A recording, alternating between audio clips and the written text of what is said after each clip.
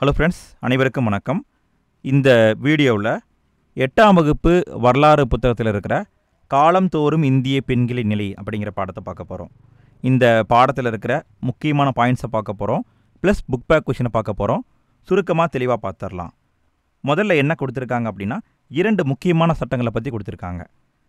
முதல் சட்டம் 1829 இயற்றப்பட்ட சதி ஒழிப்பு சட்டம். இதற்கு காரணமானவர் யாருன்னா ராஜாராம் மோகன் ராய். இரண்டாவது சட்டம் 1856 இயற்றப்பட்ட விதவை மறுமண சட்டம். இதற்கு காரணமானவர் ஈஸ்வர சந்திர வித்யாசாகர். இந்த 2 சட்டமும் ரொம்ப ரொம்ப முக்கியம். நல்லா கவனமாக படிச்சுக்கோங்க. அடுத்து என்ன கொடுத்துருக்காங்கன்னா பெண்களின் நிலையை பற்றி கொடுத்துருக்காங்க. அதாவது பண்டைய காலத்தில் பெண்கள் எப்படி இருந்திருக்காங்க, இடைக்காலத்தில் எப்படி இருந்திருக்காங்க, ஆங்கிலேயர் காலத்தில் எப்படி இருந்திருக்காங்க, இப்போ எப்படி இருக்காங்க அப்படிங்கிறத பற்றி கொடுத்துருக்காங்க. நம்ம ஒன் பை ஒன்னாக பார்ப்போம். முதல்ல பண்டைய காலத்தை பார்ப்போம். பண்டைய காலத்தில் பெண்கள் ரொம்ப சிறப்பாக போற்றப்பட்டு இருந்திருக்காங்க. இதற்கு எவிடன்ஸ் என்ன அப்படின்னு பார்த்தோம்னா சிந்துவெளி நாகரிகத்தில் தாய் கடவுளை வழிபட்டதற்கான சான்று நமக்கு கிடச்சிருக்கு. இந்த எவிடன்ஸை வச்சு பார்க்கும் பொழுது அந்த காலத்தில் பெண்கள் தெய்வமாக கூட மதிக்கப்பட்டிருக்காங்க அப்படிங்கிறது நமக்கு தெரியுது. குறிப்பாக ரிக்வேத காலத்தில் மனைவியின் நிலை போற்றுதலுக்கு உரியதாக இருந்திருக்கு. இப்படி அந்த காலத்தில் சிறப்பாக இருந்த நிலை பின் வேத காலத்தில் மாற ஆரம்பிச்சது.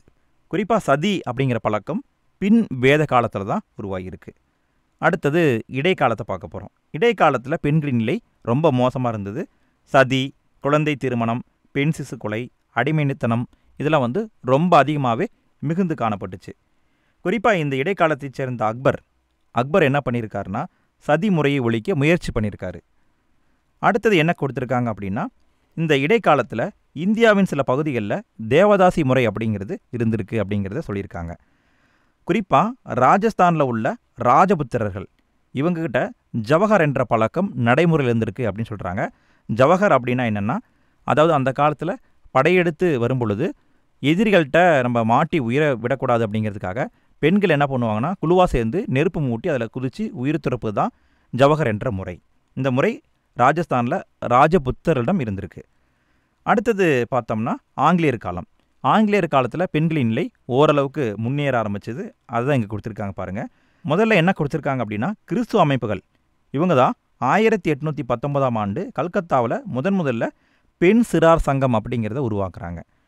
குறிப்பாக கல்கத்தாவில் கல்வி கழகத்தின் தலைவராக இருந்த ஜேஇடி பெதுன் அப்படிங்கிறவர் 1849ஆம் ஆண்டு பெதுன் அப்படிங்கிற பள்ளியெல்லாம் உருவாக்குறாரு. இந்த பள்ளி பெண்களுக்கான பள்ளி. அடுத்தது 1854 சார்லஸ் வுட் கல்வி அறிக்கை வருது. இந்த அறிக்கை பெண் கல்விக்கு அதிகமான முக்கியத்துவத்தை கொடுத்துருக்கு. அடுத்தது 1882ஆம் ஆண்டு இந்திய கல்வி குழு உருவாக்கப்படுது. இந்திய கல்வி குழுவை ஹண்டர் குழு அப்படின்னு சொல்லுவாங்க. இது சிறுமிகளுக்கான தொடக்கப்பள்ளியை உருவாக்குது, ஆசிரியர் பயிற்சி நிறுவனங்களை தொடங்குது. மேலும் சிறுமிகளுக்கு சிறப்பு உதவித்தொகை மற்றும் பரிசு வழங்கி அதன் மூலமாக பெண் கல்வியை ஊக்குவிக்கணும் அப்படின்னு சொல்லுது. குறிப்பாக இந்திய பெண்கள் 1880களில் தான் பல்கலைக்கழகத்தில் நுழைய ஆரம்பிக்கிறாங்க. அடுத்து என்ன கொடுத்துருக்காங்கன்னா 1914 மகளிர் மருத்துவ சேவை அமைப்பு அப்படிங்கிற அமைப்பு இருக்குது. அந்த அமைப்பு செவிலியர்களுக்கு பயிற்சி அளிப்பதில் ரொம்ப முக்கியத்துவம் கொடுத்துருக்கு. அடுத்தது 1890களில் டிகே கார்வே அப்படிங்கிறவர் பூனாவில் ஏராளமான பெண்களுக்கான பள்ளியை உருவாக்கியிருக்காரு அப்படிங்கிற தகவலை கொடுத்துருக்காங்க. இதே டிகே கார்வே தான் 1916 இந்திய மகளிர் பல்கலைக்கழகத்தை உருவாக்குனாரு அப்படிங்கிறதையும் கொடுத்துருக்காங்க. குறிப்பாக அடுத்து என்ன சொல்லியிருக்காங்கன்னா 1916 லேடி ஹார்டிங் மருத்துவக் கல்லூரி டெல்லியில் உருவாக்கப்பட்டிருக்கு அப்படிங்கிற தகவலையும் கொடுத்துருக்காங்க. அடுத்தது என்ன கொடுத்துருக்காங்க அப்படின்னு பார்த்தா முக்கிய சமூக தீமைகளை பற்றி கொடுத்துருக்காங்க. அதாவது எந்தெந்த தீமைகளை மக்கள் பின்பற்றிட்டு இருந்தாங்க, அதை எப்படி ஒழிச்சாங்க அப்படிங்கிறத பற்றி கொடுத்துருக்காங்க. முதல்ல பார்க்க போகிறது பெண் சிசு கொலை. இது எங்கே நிகழ்ந்துகிட்டு இருந்தது அப்படின்னா ராஜபுதனம், பஞ்சாப்பு, வடமேற்கு மாகாணங்கள் இருந்தது. இதை தடுக்க ஆங்கில அரசு சட்டம் போட்டாங்க. குறிப்பாக 1795ஆம் ஆண்டில் வங்காள ஒழுங்காற்று சட்டம் அப்படிங்கிறத போட்டாங்க. அடுத்தது 1802 ஒழுங்குமுறை சட்டம் அப்படிங்கிறத போட்டாங்க. அடுத்து 1870 பெண் சிசு கொலை தடை சட்டம் அப்படிங்கிறத போட்டாங்க. இப்படி 3 சட்டங்கள் போட்டதன் விளைவாக பெண் சிசு கொலை ஓரளவுக்கு குறைஞ்சிருச்சு. அடுத்தது பார்த்தா குழந்தை திருமணம். குழந்தை திருமணம் அந்த காலத்தில் செய்யப்பட்டுட்டு இருந்தது. இதற்கு எதிராகவும் ஆங்கில அரசு நிறைய சட்டங்களை போட்டிருக்காங்க.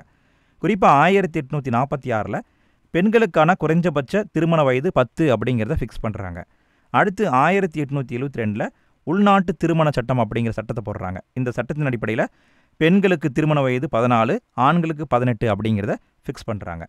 அடுத்தது பார்த்தா 1930 ராய் சாஹிப் ஹர்பிலாஸ் சாரதா அப்படிங்கிறவர் குழந்தை திருமண மசோதா அப்படிங்கிறத கொண்டு வராரு. இதன் அடிப்படையில் குழந்தைகளுக்கான திருமண வயதை அதிகப்படுத்துகிறாங்க. அதாவது பெண்களுக்கான திருமண வயது 14, ஆண்களுக்கான திருமண வயது 18 அப்படிங்கிறத கொண்டு வராங்க. அடுத்தது குறிப்பாக 1955 இந்து திருமண சட்டம் கொண்டு வராங்க. அந்த சட்டத்தின் அடிப்படையில் ஆண்களுக்கு குறைஞ்சபட்ச திருமண வயது 21, பெண்களுக்கு 18 அப்படிங்கிறத ஃபிக்ஸ் பண்ணுறாங்க. அடுத்தது இங்கே ஒரு பாக்ஸ் கண்டென்ட் கொடுத்துருக்காங்க பாருங்கள். அக்பர் குழந்தை திருமணத்தை தடுத்திருக்காரு. குறிப்பாக அக்பர் என்ன பண்ணியிருக்காருன்னா, அதாவது கல்யாணம் பண்ணுறதுக்கு முன்னால் மணமகன் மற்றும் மணமகள் 2 பேருடைய ஒப்புதலை வாங்கி தான் கல்யாணம் பண்ணணும் அப்படிங்கிறத கட்டாயமாக ஃபாலோ பண்ணணும் அப்படின்னு சொல்லி உத்தரவிட்டிருக்காரு. குறிப்பாக இவர் பெண்களுக்கான திருமண வயது மற்றும் ஆண்களுக்கான திருமண வயதையும் ஃபிக்ஸ் பண்ணியிருக்காரு. அக்பர் காலத்தில் பெண்ணுக்கான திருமண வயது 14, ஆண்களுக்கான திருமண வயது 16 அப்படிங்கிறது இருந்திருக்கு. அடுத்து என்ன கொடுத்துருக்காங்கன்னா, சதியை பற்றி கொடுத்துருக்காங்க. சதி என்ற வழக்கம் யார்கிட்ட மிகுந்திருந்தது அப்படின்னா ராஜபுத்தரிடம் மிகுந்திருந்தது. குறிப்பாக இதை பற்றி 1420 விஜயநகருக்கு வந்த இத்தாலிய நாட்டு பயணியான நிக்கோலோ கோண்டி அப்படிங்கிறவர் இந்த சதி வழக்கத்தை பற்றி எழுதி வச்சிருக்கார். அடுத்தது பார்த்தா 1811 ராஜாராம் மோகன் ராயுடைய சகோதரர் ஜெகன் மோகன் ராய் அப்படிங்கிறவர் இறந்துடுறாரு. உடனே அவங்களுடைய மனைவியை உடன்கட்டை ஏற வைக்கிறாங்க. இதை பார்த்து மனசு நொந்து போன ராஜாராம் மோகன் ராய் சதி என்ற வழக்கத்தை ஒழிக்கணும் அப்படிங்கிற முயற்சியை தொடங்குறாரு. அதன் அடிப்படையில் பார்த்தா ஆங்கில அரசு சட்டம் போடுது. எப்போன்னா வில்லியம் பெண்டிங் பிரபு 1829 டிசம்பர் 4 தேதி விதிமுறை 17 அப்படிங்கிற சட்டத்தை போடுறாரு. அந்த சட்டத்தின் அடிப்படையில் சதி என்ற வழக்கம் ஒழிக்கப்பட்டது அப்படிங்கிறத கொடுத்துருக்காங்க. அடுத்தது 2 பேரை பற்றி பேசியிருக்காங்க. இந்த 2 பேரும் எதை பற்றி பேசுகிறாங்க அப்படின்னா, இந்த சதியை ஒழிக்கக்கூடாது அப்படிங்கிறதுக்கு ஆதரவாக பேசுகிறாங்க. யார் அப்படின்னா ராதா கந்தேப், பவானி சரண் பானர்ஜி, இந்த 2 பேரும் ஆதரித்து பேசியிருக்காங்க. அதாவது சதியை ஆதரித்து பேசியிருக்காங்க. அடுத்தது தேவதாசி முறை. தேவதாசி என்பது சமஸ்கிருத வார்த்தை. தமிழில் பார்த்தா தேவரடியால் அப்படின்னு சொல்லுவாங்க. குறிப்பாக கடவுளின் சேவகர் அப்படிங்கிற பேரில் இந்த ஒரு முறையை பின்பற்றி பெண்கள் அடிமைப்படுத்தப்பட்டிருந்தாங்க. இதை எதிர்த்து தான் இந்தியாவின் முதல் பெண் மருத்துவரான டாக்டர் முத்துலட்சுமி ரெட்டி குரல் கொடுக்குறாங்க. குறிப்பாக இவங்க 1930 சென்னை சட்டமன்றத்தில் மசோதாவை கொண்டு வராங்க. அதாவது தேவதாசி முறை ஒழிப்பு மசோதா அப்படிங்கிறத கொண்டு வராங்க. அந்த மசோதாவானது அக்டோபர் 9, 1947 சட்டமாக மாற்றப்படுது. இந்த 2 டேட்டும் நமக்கு ரொம்ப முக்கியம். இதற்காக ரொம்ப போராடியதற்காக முத்துலட்சுமி ரெட்டியை 1929 சென்னை சட்டமன்றத்தில் சேர்த்துக்கிறாங்க. சட்டமன்ற உறுப்பினராக சேர்த்துக்கிறாங்க. இதை மட்டும் நல்லா நோட் பண்ணிக்கோங்க. குறிப்பாக இந்த தேவதாசி ஒழிப்பு மசோதாவை நிறைவேற்றுவதில் முக்கிய கருவியாக இருந்தவர் யார் அப்படின்னு பார்த்தா தந்தை பெரியார். இவரை மட்டும் நல்லா நோட் பண்ணிக்கோங்க. அடுத்து என்ன கொடுத்துருக்காங்கன்னா, சீர்திருத்தவாதிகளின் பங்கை பற்றி கொடுத்துருக்காங்க. அதாவது பெண்களுக்காக பாடுபட்ட சீர்திருத்தவாதிகளை பற்றி சொல்கிறாங்க. முதல்ல ராஜாராம் மோகன் ராய், இந்திய சமூக சீர்திருத்த இயக்கத்தின் முன்னோடி அப்படிங்கிறத மட்டும் மைண்டில் வச்சுக்கோங்க. இந்த பாயிண்டை மட்டும் நோட் பண்ணிட்டால் போதும். அடுத்தது ஈஸ்வர சந்திர வித்யாசாகர். இவர் பெண் கல்வி, விதவை மறுமணம் ஆகியவற்றுக்கு ஆதரவாக பேசியிருக்காரு. இவரை பற்றி 10th புக்கில் கொடுத்துருக்காங்க. ஸோ அங்கே நல்லா டீட்டெயிலாக படிச்சுக்கோங்க. குறிப்பாக பலதார மனத்தை ஒழிப்பதற்காக வங்காளத்தில் ஒரு இயக்கத்தை கூட ஈஸ்வர சந்திர வித்யாசாகர் தொடங்கியிருக்காரு. இவர் மேற்கொண்ட முயற்சியின் விளைவாகத்தான் 1856 இந்து விதவை மறுமண சட்டம் அப்படிங்கிறது இயற்றப்படுது. குறிப்பாக இவருக்கு ஒரு மகன் இருக்காப்புல. அவர் யாருன்னா நாராயண சந்திரா அப்படிங்கிறவர். அவர் ஒரு விதவையை திருமணம் பண்ணி தந்தையுடைய முயற்சிக்கு சப்போர்ட்டாக இருந்திருக்காரு. அடுத்தது கந்துக்கூரி வீரேசலிங்கம். இவரை பற்றி சொல்லணுன்னா, இவர் தென்னிந்தியாவை சார்ந்தவர். குறிப்பாக மகளிர் விடுதலைக்காக போராடிய ஆரம்பகால போராளி. இவர் ஒரு பத்திரிகையை அந்த காலத்தில் வெளியிட்டு இருந்திருக்காரு. அந்த பத்திரிகையின் பெயர் விவேகவர்த்தினி அப்படிங்கிறது. குறிப்பாக அந்த பத்திரிகையில் பெண்களுக்கான முன்னேற்றத்தை பற்றி பேசியிருப்பார். குறிப்பாக இவர் தான் தென்னிந்தியாவில் முதல் பெண்கள் பள்ளியை திறந்தவர். எப்போன்னா 1874. நல்லா நோட் பண்ணிக்கோங்க. தென்னிந்தியானா இவர் தான். குறிப்பாக இவர் விதவை மறுமணம், பெண் கல்வி ஆகியவற்றிற்காக ரொம்ப பாடுபட்டிருக்காரு. அடுத்தது எம்ஜி ரானடே மற்றும் PM மலபாரி. எம்ஜி ரானடேவை பற்றி சொல்லணுன்னா, இவர் பம்பாயில் வாழ்ந்தவர். பம்பாயில் பெண்கள் முன்னேற்றத்துக்காக ரொம்ப பாடுபட்டவர் தான் எம்ஜி ரானடே. இவர் 1869 விதவை மறுமண சங்கம் அப்படிங்கிற சங்கத்தில் சேர்ந்து அந்த சங்கத்தின் வழியாக விதவை மறுமணத்தை ஊக்குவிச்சிருக்காரு. பெண் கல்வியையும் ஊக்குவிச்சிருக்காரு. குறிப்பாக இவர் 1887 இந்திய தேசிய சமூக மாநாடு அப்படிங்கிறது தொடங்கியிருக்காங்க. ரொம்ப முக்கியமான பாயிண்ட் நோட் பண்ணிக்கோங்க. இந்திய தேசிய சமூக மாநாடு எப்போ தொடங்கப்பட்டதுன்னா 1887. அடுத்தது யார் அப்படின்னா PM மலபாரி. இவர் யார் அப்படின்னா இவர் ஒரு பத்திரிகையாளர். குறிப்பாக 1884 குழந்தை திருமணத்தை ஒழிப்பதற்காக PM மலபாரி ஒரு இயக்கத்தை தொடங்கியிருக்காரு. இவர் என்ன பண்ணியிருக்காரு அப்படின்னா துண்டு பிரசுரங்கள் வெளியிட்டு அரசாங்கத்துக்கிட்ட கோரிக்கை வச்சுருக்காரு. அடுத்து யாரை பார்க்க போகிறோன்னா கோபாலகிருஷ்ண கோகலேயை பற்றி பார்க்க போகிறோம். இவர் 1905 இந்திய ஊழியர் சங்கம் அப்படிங்கிறத உருவாக்குறாரு. இந்த சங்கமானது தொடக்க கல்வி, பெண் கல்வி, ஒடுக்கப்பட்ட வகுப்பினரின் முன்னேற்றத்துக்காக ரொம்ப பாடுபடுது. அடுத்தது தந்தை பெரியார். தந்தை பெரியாரை பற்றி எல்லா இடத்துலையும் நம்ம படிச்சிருப்போம். அடுத்தது பெண் சீர்திருத்தவாதிகள். குறிப்பாக இங்கே 3 சங்கத்தை பற்றி கொடுத்துருக்காங்க. இதை மட்டும் நல்லா முக்கியமாக கவனிச்சுக்கோங்க. பிரம்ம சமாஜம் 1828 உருவாக்கப்பட்டது. பிரார்த்தனை சமாஜம் 1867 உருவாக்கப்பட்டது. ஆரிய சமாஜம் 1875 உருவாக்கப்பட்டது. குறிப்பாக பெண்களுக்காக போராடியவங்களில் முதல்ல வர்றது யார் அப்படின்னா பண்டித ராமபாய். இவங்க 1889 இந்து விதவைகளுக்காக சாரதா சதன் என்ற அமைப்பை உருவாக்கியிருக்காங்க. சாரதா சதன் அப்படின்னா கற்றல் இல்லம் அப்படின்னு அர்த்தம். இவங்க ஃபஸ்ட்டு பம்பாயில் உருவாக்கியிருக்காங்க. பிறகு அந்த அமைப்பானது பூனாவுக்கு மாற்றப்பட்டது. குறிப்பாக இவருடைய முயற்சியால் தான் இந்தியாவில் விதவைகளுக்கு முதல்ல கல்வி புகட்டப்பட்டது அப்படிங்கிறத கொடுத்துருக்காங்க. அடுத்தது பிரம்மஞான சபை பற்றி சொல்லியிருக்காங்க. இதை பற்றி நம்ம 10th புக்கில் விரிவாக படிப்போம். இந்த சங்கமும் பொது சமூக சீர்திருத்த திட்டத்தை உருவாக்கியிருக்கு. அடுத்தது தர்மம்பாள். இவங்களை பற்றி சொல்கிறாங்க.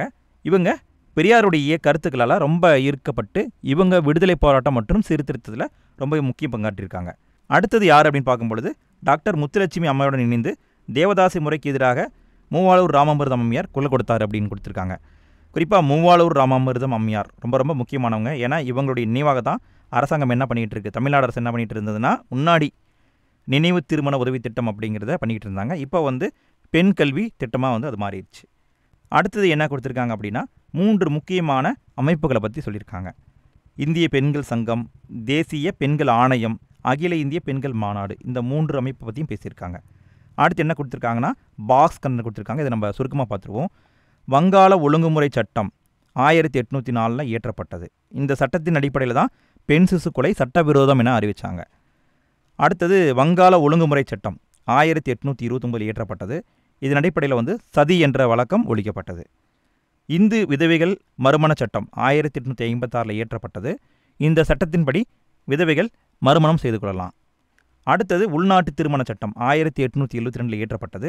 இதன் அடிப்படையில் குழந்தை திருமணம் தடை செய்யப்பட்டது. அடுத்து சாரதா சட்டம் 1930 இயற்றப்பட்டது. சிறுவர் சிறுமிகளுக்கான திருமண வயதை உயர்த்தியிருக்காங்க. அடுத்தது தேவதாசி ஒழிப்பு சட்டம் 1947. இதன் அடிப்படையில் தேவதாசி முறை ஒழிக்கப்பட்டிருக்கு.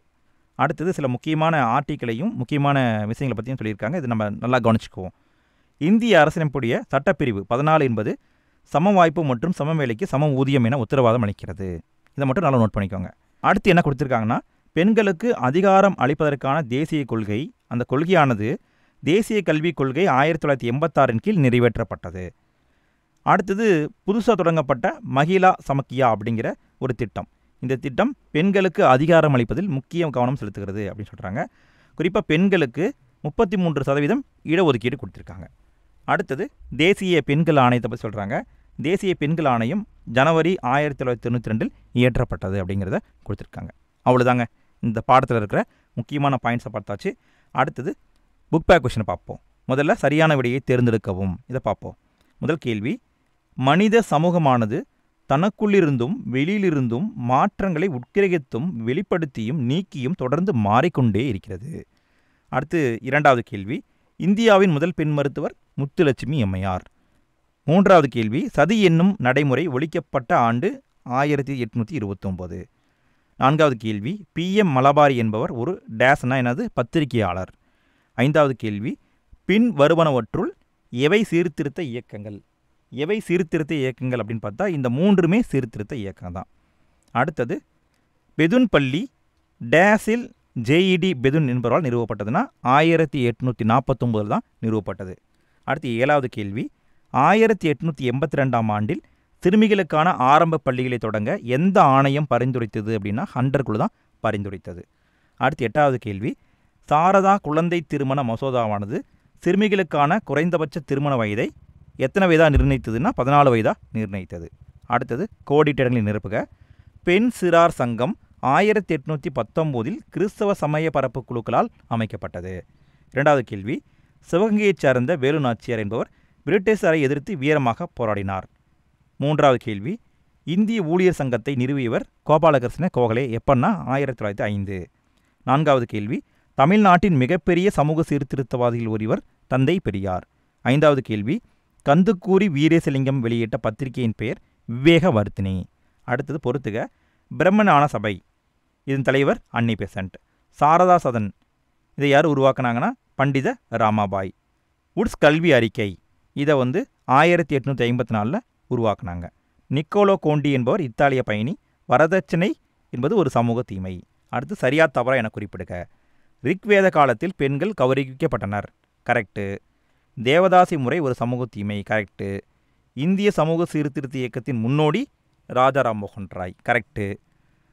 அடுத்து என்ன கொடுத்துருக்காங்க அப்படின்னா, பெண்களுக்கான 23% இடஒதுக்கீடு என்பது பெண்களின் சமூக அரசியல் நிலையை மேம்படுத்துவதை குறிக்கிறது அப்படின்னா தப்பு. 33% கொடுத்துருக்கோம். ஐந்தாவது கேள்வி, 1930ஆம் ஆண்டு சாரதா சட்டம் சிறுவர்களின் மற்றும் சிறுமிகளின் திருமண வயதை உயர்த்தியது. கரெக்டு தான். அடுத்தது சரியான கூற்றை கண்டுபிடிக்கவும். இதில் சரியான கூற்று அப்படிங்கிறது மகளிர் பல்கலைக்கழகத்தை உருவாக்கியவர் D.K. கார்வே. எப்பன்னா 1916. அடுத்தது பின்வரும் கூற்றுகளை கவனிக்கவும். 2 கூற்றை கொடுத்துட்டு சரியா தவறுன்னு கேட்டிருக்காங்க, நம்ம பார்ப்போம். பேகம் ஹஸ்ரத் மஹால், ராணி லட்சுமிபாய் ஆகியோர் ஆங்கிலேயர் மீது ஆயுதமேந்திய கிளர்ச்சியில் ஈடுபட்டனர். கரெக்டு தான். தமிழ்நாட்டின் சிவகங்கையைச் சார்ந்த வேலு நாச்சியார் பிரிட்டிஷாருக்கு எதிராக வீரமாக போராடினார். கரெக்டு தான். அப்போ ரெண்டுமே சரிதான். அடுத்து பாருங்கள் கூற்று, ராஜா ராம்மோகன் ராய் அனைத்து இந்தியர்களாலும் மிகவும் நினைவு கூறப்படுகிறார். காரணம், இந்திய சமுதாயத்தில் இருந்த சதி என்ற தீய பழக்கத்தை ஒழித்தார். கரெக்டு தான். இந்த ரெண்டுமே சரிதான். முக்கியமான பாயிண்ட்ஸை பார்த்தாச்சு, புக் பேக் கொஸ்டினை பார்த்தாச்சு. இந்த வீடியோ மேக் பண்ணுறதுக்கு இல்லை போதும் ஆயிடுச்சு. ஸோ மறக்காமல் இந்த வீடியோ பிடிச்சிருந்தா ஒரு லைக்கை மட்டும் தட்டி விட்டுருங்க. அதே மாதிரி நல்ல வீடியோவுக்கு வியூஸே போக மாட்டேங்குது, உங்களுடைய தயவு தேவைப்படுது. உங்களுடைய ஃப்ரெண்ட்ஸ் யாராவது படிச்சுட்டு இருந்தாங்கன்னா மறக்காமல் இந்த வீடியோவை ஷேர் பண்ணி விடுங்க. நம்ம சேனலுக்கு இன்னும் சப்ஸ்கிரைப் பண்ணினா மறக்காமல் சப்ஸ்கிரைப் பண்ணிக்கோங்க. நம்ம நிறைய வீடியோ போட்டிருக்கோம், எல்லாத்தையுமே டிஸ்கிரிப்ஷனில் நான் போட்டு விட்றேன். உங்களுக்கு என்ன வீடியோ பிடிக்குதோ அந்த வீடியோவை கிளிக் பண்ணி பார்த்துக்கோங்க. மீண்டும் அடுத்த வீடியோவில் சந்திக்கலாம். நன்றி.